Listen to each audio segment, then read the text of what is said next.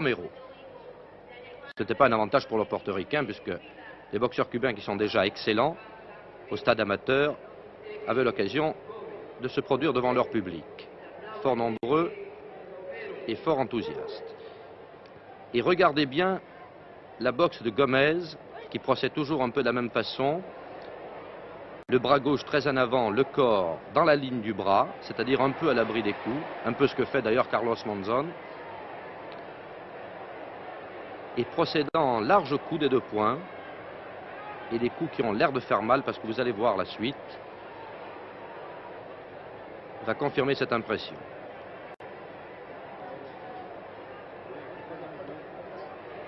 Et qu'il y a une économie de coups chez ce portoricain. Il ne cherche pas tellement à marquer des points, mais surtout à assurer son coup, signe évident qu'il est sûr de son punch.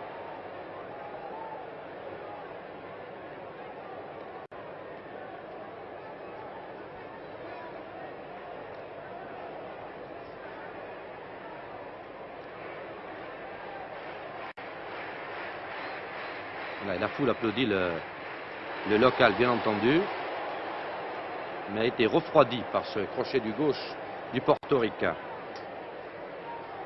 qui marche d'ailleurs sur son adversaire, qui essaie de le cadrer.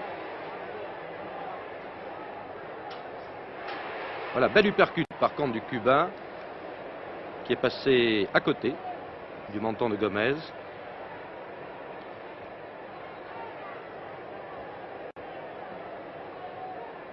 Oui, le travail des bras de Gomez, les bras paraissent indépendants, l'épaule ne joue pas,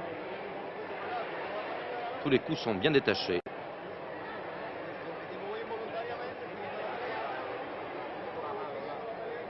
Et là, à partir de là, je vous demande d'aiguiser un peu votre attention parce que il va se passer des choses qui arrivent de temps à autre en boxe.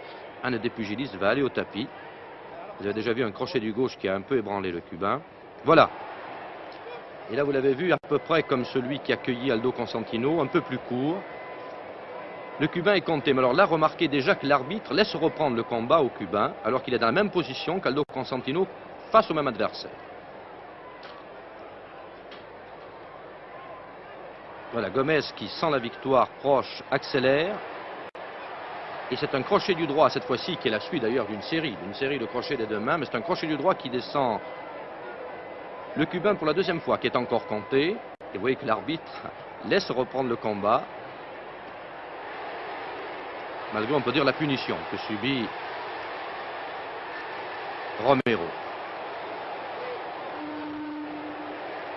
Voilà, c'est la fin du round.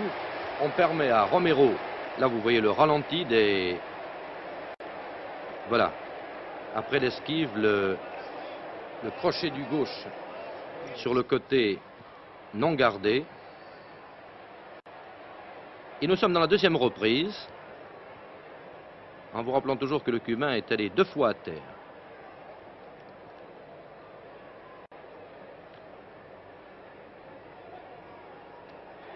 Courageux d'ailleurs, avec de très bonnes initiatives, peut-être galvanisé par la présence de son public et de son président que nous apercevrons tout à l'heure. Fidel Castro était présent dans la salle. Romero voulait ajouter une médaille aux autres médailles cubaines qui furent fort nombreuses. Mais là, je crois que nous avons devant nous un des meilleurs pugilistes de ces championnats, dans la personne du portoricain Gomez.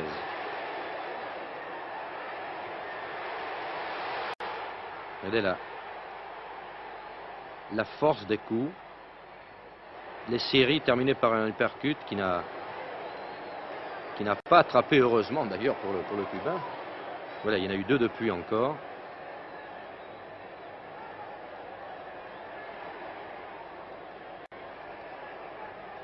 Voilà, et le Cubain essaye, dans la mesure du possible, de bloquer la boxe de Gomez en boxant de près, ce qui interdit bien entendu ces coups très larges et meurtriers, mais il est très difficile dans l'état de fraîcheur où il est, c'est-à-dire de non-fraîcheur, d'y parvenir.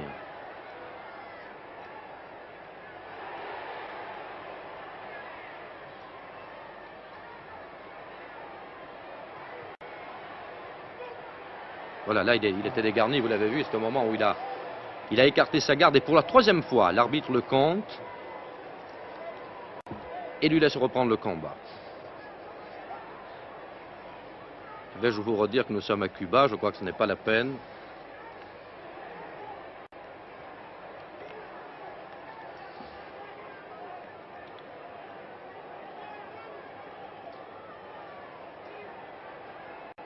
Voilà, le Cubain essaie de se garder au maximum, mais malgré tout, il y a des failles dont profite le Gomez qui, pour la 4e fois, expédie Romero au tapis.